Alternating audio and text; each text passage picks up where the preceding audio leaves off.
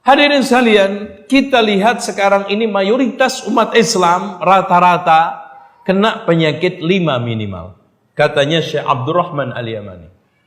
Yang pertama, at-taqsir fi badlil wus'i. Lemah di dalam mencari kebenaran.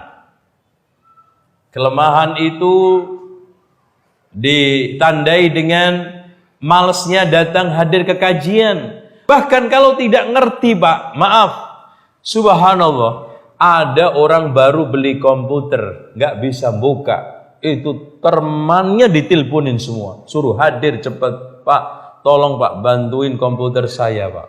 Baru beli HP, nggak bisa buka, nggak bisa ngoperasikan, mondar-mandir datang ke tempat jual beli ini tokonya. Sekarang nggak bisa sholat, mondar-mandir nggak ke ustadz. Sekarang nggak bisa tata cara wudhu, mondar-mandir nggak ke ustadz. Bahkan hadirin sekalian, ya sudahlah. Cenderung kalau beragama pakai aliran Jabriyah, kalau berdunia alirannya Qadariyah, nggak percaya takdir. Kan gitu, Pak. Pasrah.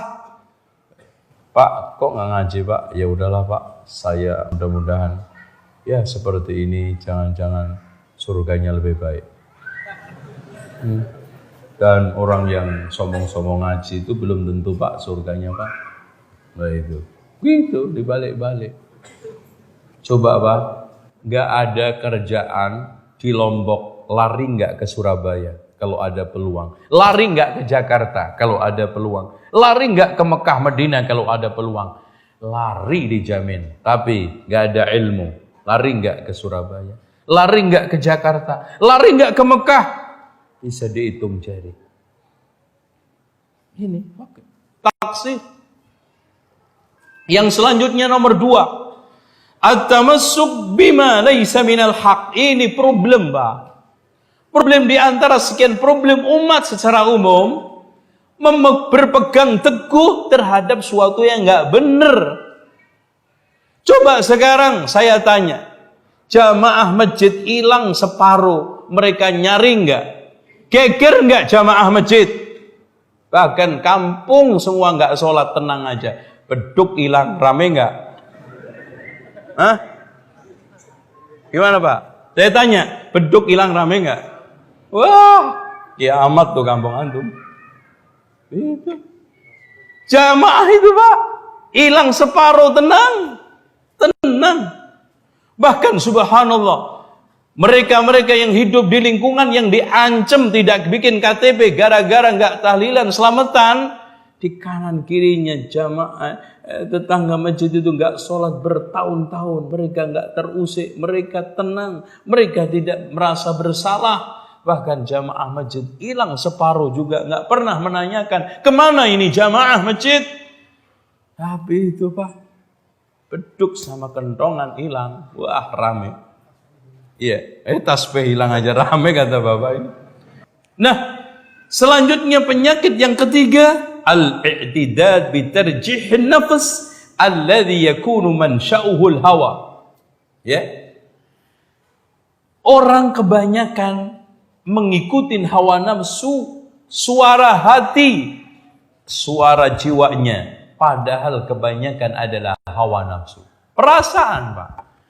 Dasar utama dia di dalam menentukan apapun perasaan yang kebanyakan mansya'uhu, kata Syekh Abdurrahman Al-Yamani, mansya'uhu al-hawa. Sekarang saya kasih contoh aja. Pak, kenapa Bapak tahlilan? Ya, daripada mereka sepi, nggak ada temannya, ya sendirian, ya dihiburkan mah dapat pahala, Pak. Dapat pahala. Terus nanti dibaca-bacain doa, mosok 500 nggak nyangkut 10. Perasaan. Terus saya undang sekampung kan, masa sih Pak di antara mereka ratusan itu nggak dikabulkan doanya oleh Allah. Terus di samping juga silaturahmi, kirim doa, kirim pahala. Yang sekarang hadir rumahnya ngasih sedekah, itu kan bagus semua. Perasaan. Pakai jilbab dasarnya perasaan, sholat juga dasarnya pakai perasaan, wudu dasarnya pakai perasaan, bahkan nikah cerai dasarnya perasaan. Yang itu muncul dari hawa nafsu semua.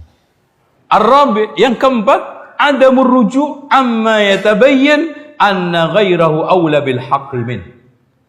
Tidak mau rujuk, padahal orang lain yang menjadi rivalnya itu lebih berhak untuk kebenaran, lebih berhak untuk mendapatkan kebenaran, menyampaikan kebenaran, dan jelas. Oleh karena itu, empat inilah ternyata kebanyakan umat Islam, terutama di Indonesia, sulit untuk rujuk setelah datangnya kebenaran. Lawan rivalnya lebih berhak atas kebenaran itu, tetap dia bersikeras. Yang kelima, mu'adatul mukhalif ma'al ihtimali annahu wal musib. Memusuhi penentangnya, padahal penentang yang dianggap menentang ini, orang yang menyelisihinya ini, yang dianggap musuh ini, bisa saja dia itu yang benar. Pokoknya kalau datang dari musuhnya udah, titik, nggak boleh.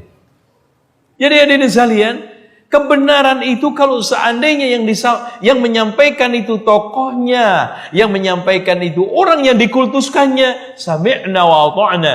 Tapi serta-merta karena yang menyampaikan itu dianggap musuhnya, dianggap menjadi biang kerok, dianggap menjadi penyakit duri dalam daging, maka langsung nggak mau mencoba untuk mencerna, nggak mencoba untuk meneliti, dan nggak mencoba untuk mengorek dalilnya, argumentasinya, langsung saja ditolak.